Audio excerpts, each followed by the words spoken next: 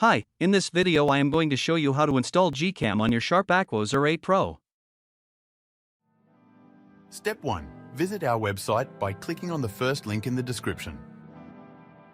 Step 2. On our website, go to the download section and download GCam APK file. Step 3. Go to video instruction section on our website. There you will find step-by-step guide on how to install that GCam APK. That's it. Don't forget to visit our website for complete instructions and APK file. Lastly, here's some GCam versus stock camera app comparison.